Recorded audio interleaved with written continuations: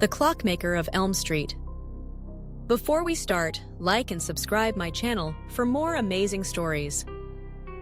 In the quiet town of Belgrave, nestled between foggy hills and sleepy streets, stood an old shop at the end of Elm Street. Its wooden sign, barely hanging by a nail, read, "The Timeless Tinkerer." No one remembered when the shop had first opened. Some said it had been there since the late 1800s. Others claimed it simply appeared one rainy morning, already coated in dust. Detective Nora Steele had never cared much for rumors, until the mayor's daughter vanished inside that very shop. It was a cold October evening when it happened.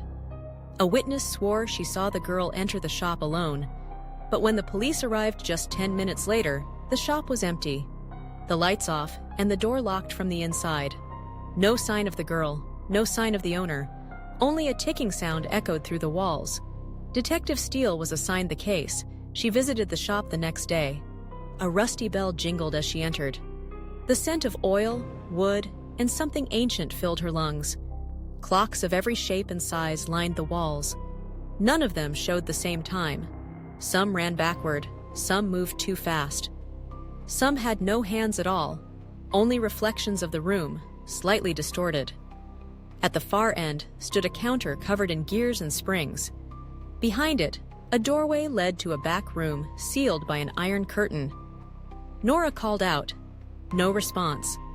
She examined the clocks. One caught her attention.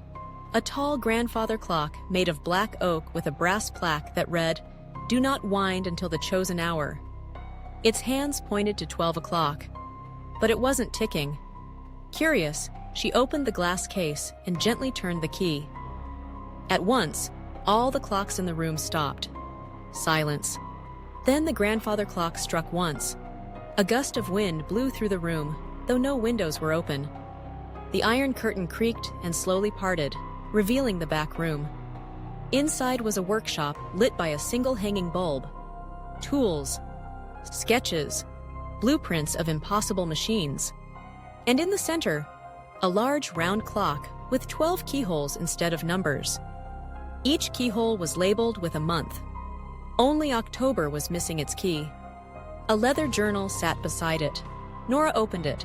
The handwriting was elegant and old-fashioned. October 3rd, the experiment nears completion. Once the final clock is aligned, I will seal the moment forever. No more loss, no more regret, only stillness. October 4th. The girl wandered in. She saw too much. I had to keep her within the cycle. She must not age, not until the trial ends. Nora's breath caught. She flipped ahead.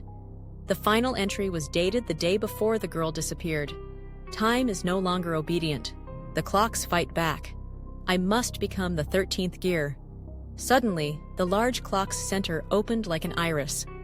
Inside, a small room, round, with walls made of glass and ticking wheels. In the middle stood the missing girl, asleep, untouched, suspended in a glowing bubble of light. Nora stepped inside. The moment she did, the clock door shut behind her. The air buzzed. A voice echoed around her, calm, deep, without body. You wound the 13th clock. You must now decide. Nora turned. A figure emerged from the shadows. A man in a dusty coat, eyes glowing faintly like candlelight. He introduced himself simply. I am the Clockmaker. He explained the machine was never built to trap time, but to preserve it.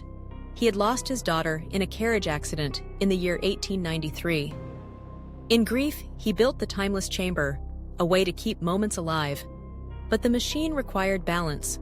For one soul preserved, another must replace it.